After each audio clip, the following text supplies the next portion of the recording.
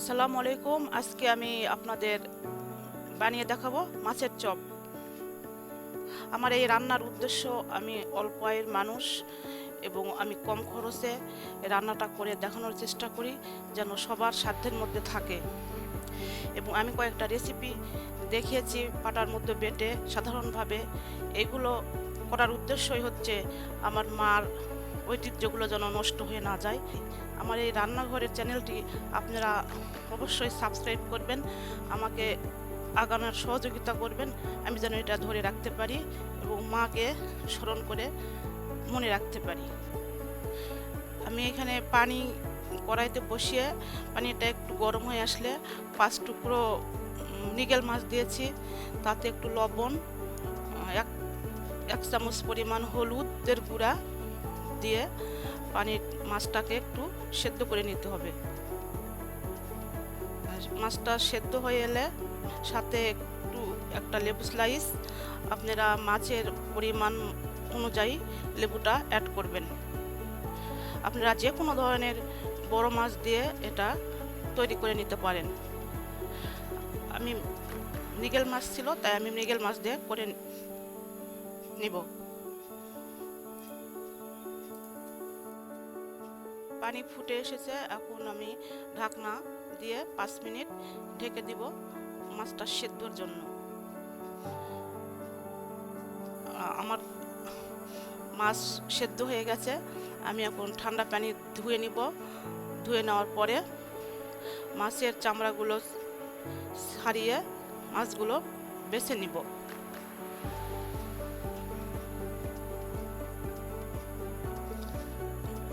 আমি মাছগুলো সুন্দর করে কাটা ছাড়িয়ে নিব। এই কাটা ছাড়ানো হয়ে গেলে আপনারা মাছের পেটি দিয়ে করলে এটা খুবই ভালো হয়, যেহেতু মাছের পেটির কাটাগুলো একটু বড় থাকে, বাছার জন্য পেটিটাই খুব উপযোগী। তারপরও আমি এই সবগুলো যা ঘরে ছিল ঘরোয়াভাবে এটা করে নিলাম।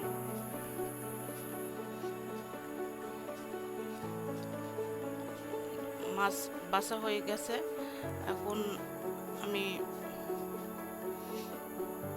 আগে থেকে আলু ম্যাশ করে রেখেছিলাম, 2 চামচ আলু,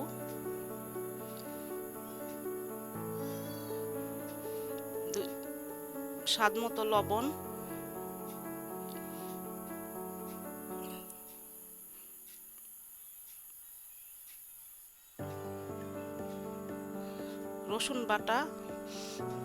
রসুন বাটা, আদা বাটা,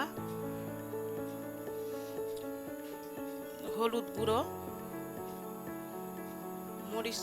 লাল মরিচের গুঁড়া,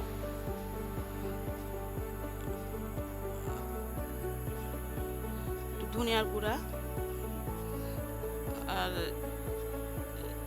চাট মশলা এখানে দিয়ে দিলাম। এখানে আপনারা চাট মশলা না থাকলে গরম মশলা গুঁড়াটাও ব্যবহার করতে পারেন। 2 চামচ বেসন, 2টো মাঝারি সাইজ পেঁয়াজ কুচি, 7-8টা কাঁচামরিচ এবং কিছুটা ধনিয়া পাতাটা আপনারা আপনাদের স্বাদ মতো দেবেন। সাথে আরেকটু লেবু যোগ করলাম, মানে এটা স্বাদের যার যেমন স্বাদ ওইভাবে লেবুটা দিয়ে নেবেন। এটা লেবু দিলে খেতে খুবই টেস্টফুল হয়। তারপর আমি হাতের সাহায্যে মেখে নেব। মেখে নেওয়ার পরে আমি এখন হাতে একটু সরিষার তেল মাখিয়ে এটা এই যে চপ আকারে কাবাবের শেপ দিয়ে নিব। এই যে হাত দিয়ে,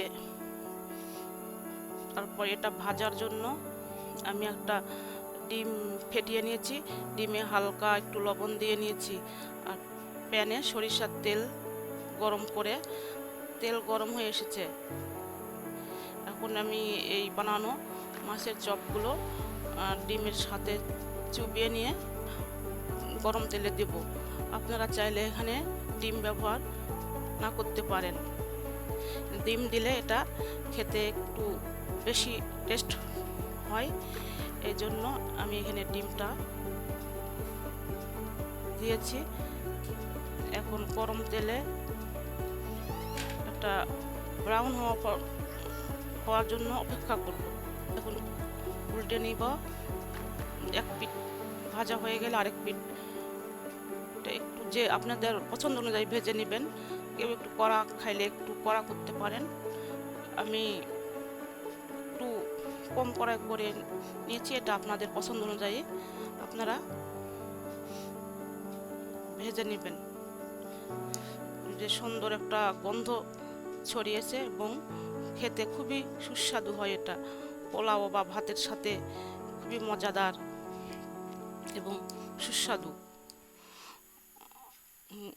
ঘরের যে আমরা ফ্রিজের তলায় অনেক সময় অনেক মাছ থেকে যায়, যেগুলো খাওয়া হয়ে ওঠে না, এগুলো দিয়ে আপনারা এভাবে তৈরি করে দেখবেন, খুবই ভালো লাগবে। হয়ে গেল আমার মৃগেল মাছের কাবাব।